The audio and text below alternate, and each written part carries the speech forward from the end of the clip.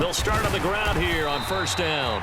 And he's going to take this ahead for right around 3 yards, but no more than that. Second down. We take a look at his numbers on the ground last week. 2 trips to the end zone and well past 100 yards.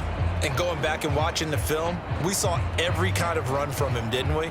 We saw some power, we saw finesse, we saw speed, and what I love the most, he finished each and every run.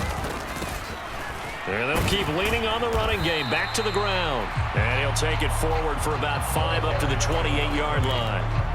But partner, this offense 12-0 now on the year following their latest victory. And during the week, a lot of folks making comparisons between this squad and the 1985 Bears. You know, they too were 12-0 at this juncture of the season before losing on a Monday night 38-24 to the Dolphins at the Orange Bowl way back on December 2nd of 85. But then they'd never lose again en route to winning Super Bowl 20. And when you look back on it, partner, didn't it almost feel like a setup game?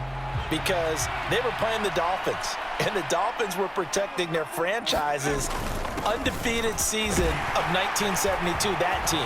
And you know what that team does. They love to celebrate the fact that they still are the only one to get through an entire NFL season that way. That was Dan Marino's 3rd year, playing under the great Don Shula, and they were motivated to keep that franchise's record intact. Now they'll switch it up here and look to throw. That's caught by the big tight end, T.J. Hockenson. And they'll get this to the 30-yard line before crossing over out of bounds. Call that a very strong gain of 24.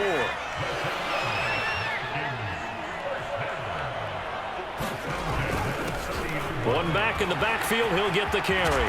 What a great effort there. He's going to get this inside the 15, and they'll spot it at the 13-yard line. Nice run.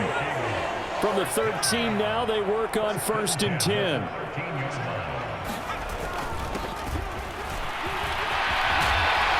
And he'll be taken down at the 2-yard line. 11 more yards that go around, a first down as well. They've taken this opening kickoff and marched it right down the field defensively. Not much resistance. And that's the point, because my admiration. And it's caught in the end zone for the Viking touchdown by Justin Jefferson. A great effort there with touchdown number 23 here on the year. And the Vikings get the upper hand as they're on the board first here this afternoon. The extra point splits the uprights, and it's now a 7-0 game. The kickoff unit is out on the field, and they will send this one away.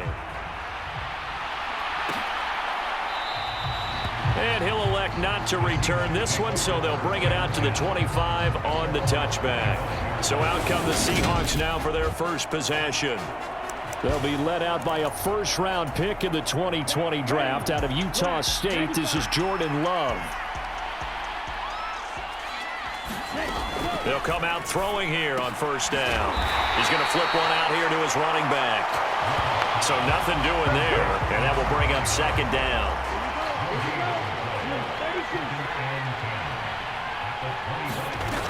To pass, here's Jordan Love. Green with a catch left side. 4 yards the gain, and it'll bring up a third down. We'll see what kind of mindset they have here offensively after giving up the touchdown on the opening drive.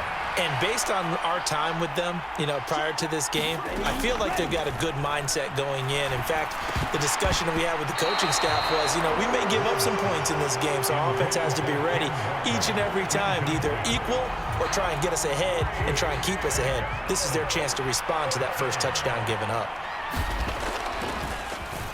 And here now the punter Fox as he sends this one away.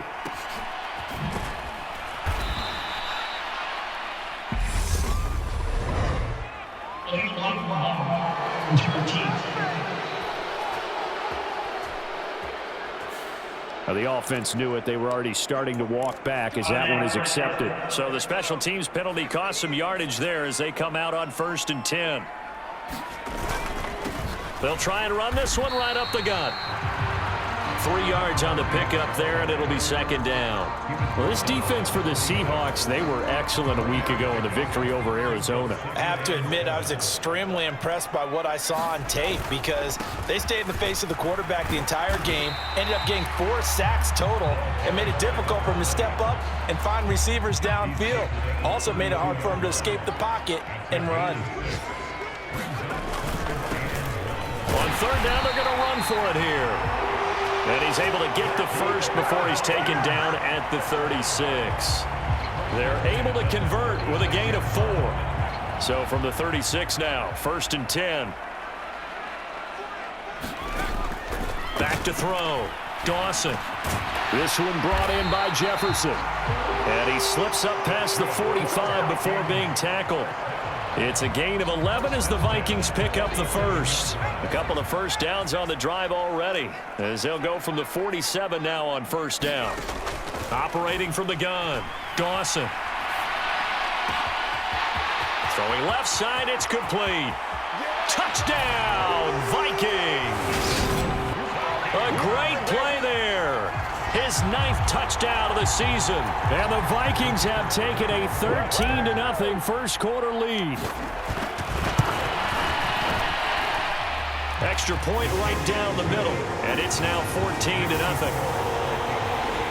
So that drive spanned 5 plays, and it all culminates in a touchdown for Minnesota. Minnesota's kick team ready, and the Vikings boom it away. And he'll elect not to return this one, so they'll bring it out to the 25 on the touchback. Seattle's offense coming back onto the field, ready for their second drive. And they are back to 500 now. The win last week, their 3rd in a row. The question, is this run coming too late to make a difference in the playoff race?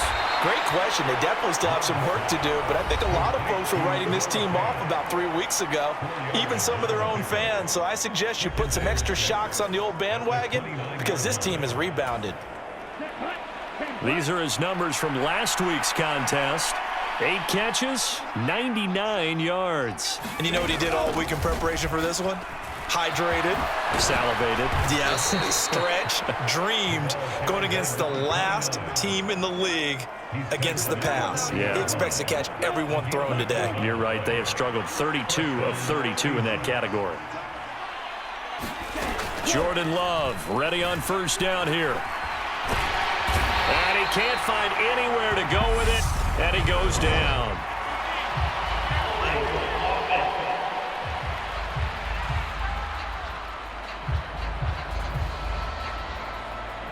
So they will take the sack instead of the penalty. And it takes another down off the series. But the biggest one of all, do you want to tell the guy who just got the sack that it no longer counts? No. No, not at all. Love now on second down. And that'll be complete to Dobbins. And he'll be out of bounds across the 30-yard line. An extra defender in the secondary for the Vikings here on third down.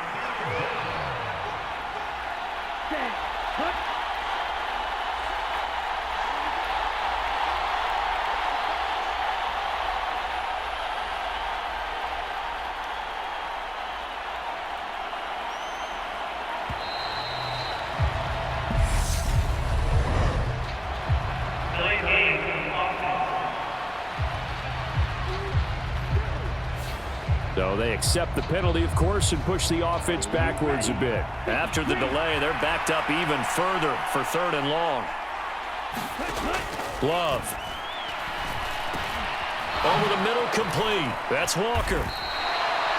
5 yards, not enough, and it'll be 4th down. Well, the good thing about covering any game I do with you is I know that there's no problem with rhythm. Now, when we're watching offensively, a little bit of a problem there. Yeah, punt on the first drive, looking at another one here. Just a little slow. You know, they were talking about a fast start, but that hasn't been the case. Yeah, and let's face it, any team we cover always talks about a fast start. That's true. But it's not necessarily going to happen just because they say so. And whether it's the script, whether it's, you know, just what they're going through, whether they're seeing different defenses, they're going to have to figure it out as this game moves on.